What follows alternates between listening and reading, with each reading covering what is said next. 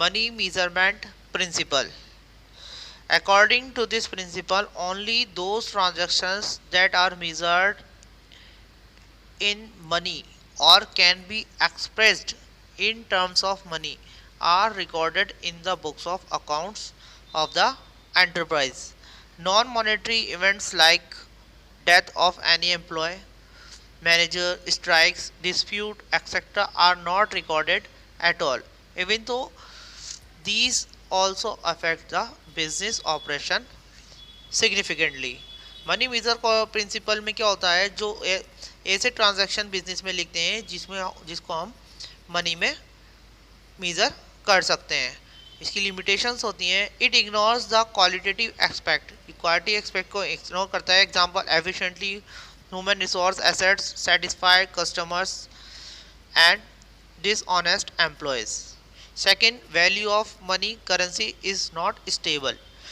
To make accounting records simple, relevant, understandable, and homogeneous, facts are expressed in a common unit of measurement, money, which is not stable. Next principle is accounting period principle. According to this principle, the life of an enterprise is divided into smaller periods so that its performance can be measured at regular intervals. These smaller periods are called accounting periods. Accounting period is defined as the interval of time at the end of which the profit and loss account and the balance sheet are prepared, so that the performance is measured at regular intervals and decisions can be taken at the appropriate time. Accounting period is usually a period of 1 year. Accounting period principle में क्या होता है, हम 1 year का हमारा accounting period होता है। इसमें हम अकाउंटिंग ईयर के एंड में हमारा कितना प्रॉफिट रहा, कितना लॉस हुआ, उसके हम फाइनल फाइनेंशियल स्टेटमेंट बनाते हैं। अब इसका रिलीवेंस देखते हैं। क्या रिलीवेंसेस का? This assumption requires the allocation of expenses between capital and revenue. ये एजम्पशन क्या करता है, इसमें ज़रूरत होती है हमारे को एक्सपेंसेस, कैपिटल और रेवेन्यू जो हमारे नेचर की जो एक्सपेंसेस हैं उनके बीच में portion of capital expenditure that is consumed during the current year is charged to the income statement and the remaining portion, it means the unconsumed portion is shown as an assets in the balance sheet.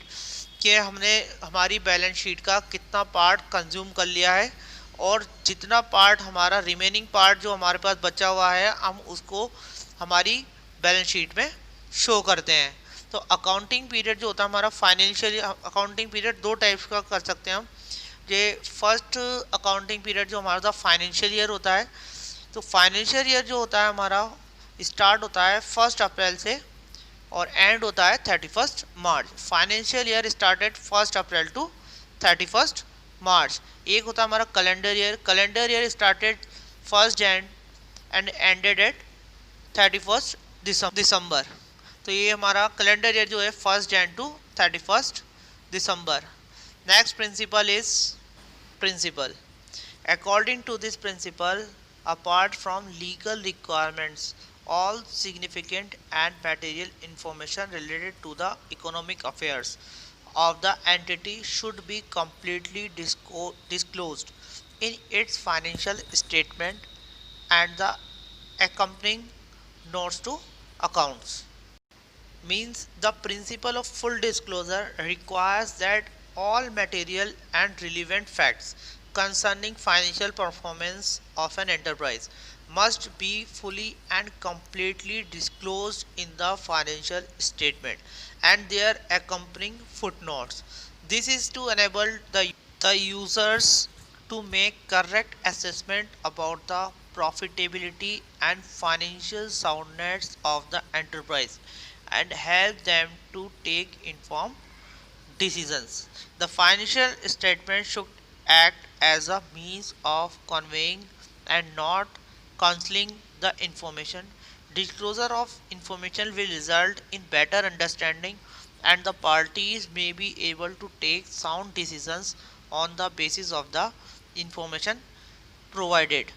इसका मतलब ये है कि जो ये full disclosure principal है, ये information provide कराता है जो कि मैनेजमेंट को अच्छे डिसीजन लेने में हेल्प करता है। For example, footnote such as contingent liabilities in respect to a claim a very big amount। contingent liability ये है कि ऐसी liability जो हमारे को इन फ्यूचर पे भी कर सकते हैं और नहीं भी, तो उसे हम contingent liability, an event may be happen or not happen। second one is change in the method of providing depreciation। ये डेप्रिसिएशन मैंने आपको बताया था, fall in the value of assets, ये चैप्टर है आगे। अब उसके मेथड्स होते हैं डेप्रिसिएशन कैलकुलेट करने के, अगर उसको अपन चेंज करें तो उसमें हेल्पफुल रहती है market value of investment.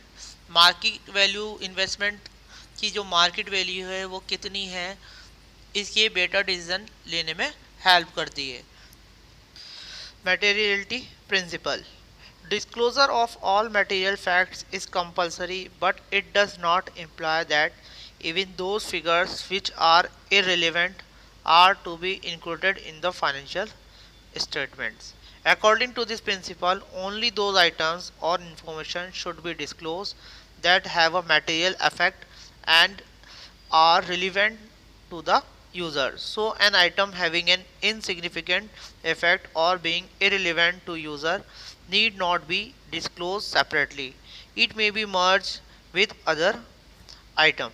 If the knowledge about any information is likely to affect the user's decision, it is termed as material information। For example, stock of erasers, pencils, scales, etc. are not shown as assets। Whatever amount of stationery is bought in an accounting period is treated as expense of that period। जैसे कि हमारे पास कई relevant facts होते हैं, transactions होते हैं, जो बार बार छोटे मोटे खर्चे जो हम बार बार करते हैं, तो उनको हम इस प्रिंसिपल के थ्रू बार बार नहीं लिख करके हम उसके लिए एक अकाउंट बना देते हैं। जैसे हमने खरीदा स्टेशनरी नाम दिया, जैसे पेंसिल परचेज की, स्केल परचेज किया या फिर कोई बुक परचेज की, तो हमने उसको अलग अलग अकाउंट ना बना करके एक नेम दे दिया जिसे हमने स्टेशनरी अकाउंट दिया। ठीक है, कंज्यूम्ड और not, the amount spent is treated as revenue expenditure and taken to the profit and loss account of the year in which the expenditure is incurred। ठीक है, अब एक और एग्जांपल है, expenses of rupees 50,000 is immaterial for an enterprise having a turnover of rupees 100 crore, but it is material for an enterprise having a turn of rupees 10 lakhs।